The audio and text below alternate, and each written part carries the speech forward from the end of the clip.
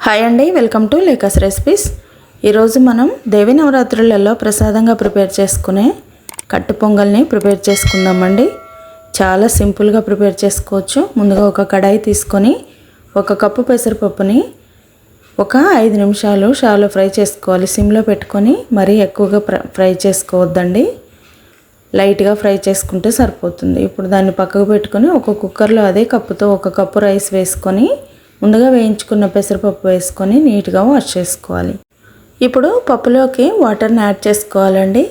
ఇప్పుడు మనం 2 కప్పులు వేసుకున్నాం కదా, రైస్ 1 కప్పు, పప్పు 1 కప్పు వేసుకున్నాం కాబట్టి 1 కప్పుకి 3 కప్పులు కొలతలాగా 6 కప్పుల వాటర్ని యాడ్ చేసుకోవాలి.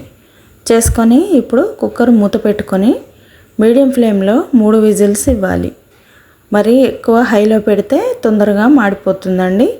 మీడియం ఫ్లేమ్లో పెట్టేసుకుంటే మనకి మంచి మెత్తగా ఉడికిపోతుంది. ఇప్పుడు చూసారా, చాలా పర్ఫెక్ట్గా రెడీ అయిపోయింది కదా.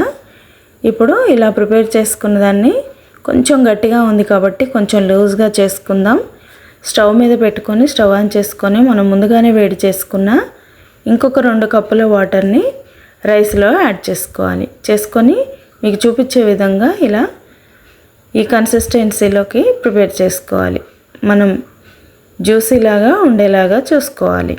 ఇలా ప్రిపేర్ చేసుకున్న దాంట్లో 1 టీ స్పూన్ సాల్ట్ వేసేసి మళ్ళీ ఒకసారి బాగా కలుపుకున్న తర్వాత ఇప్పుడు రెడీ అయిపోయింది కదండి. దీన్ని పక్కకు దింపుకొని ఇప్పుడు ఒక కడాయి తీసుకొని 3 టేబుల్ స్పూన్ల నెయ్యి వేసుకొని 1 టీ స్పూన్ జీలకర్ర, 1 టీ స్పూన్ మిరియాలు, 1 టేబుల్ స్పూన్ అల్లం ముక్కలు వేసేసి కలుపుకొని ఇప్పుడు 2 పచ్చిమిర్చిని సన్నగా తరిగి వేసుకోవాలి.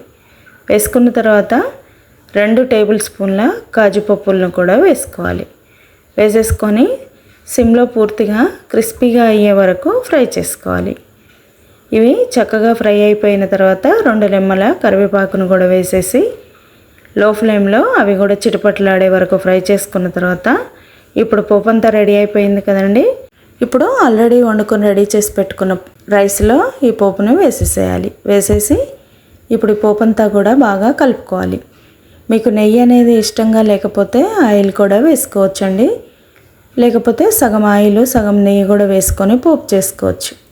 అంతేనండి, సింపుల్గా రెడీ అయిపోతుంది. చాలా క్విక్గా కూడా తయారు చేసుకోవచ్చు. ఈసారి ఈ నవరాత్రులలో ఈ కట్టె పొంగల్ని ఒకసారి ప్రిపేర్ చేయండి, చాలా బాగుంటుంది. నచ్చిందా కట్టె పొంగలి? నచ్చితే లైక్ చేయండి, షేర్ చేయండి. లేకాస్ రెసిపీ ఛానల్ని తప్పకుండా సబ్స్క్రైబ్ చేసుకోండి. Thank you.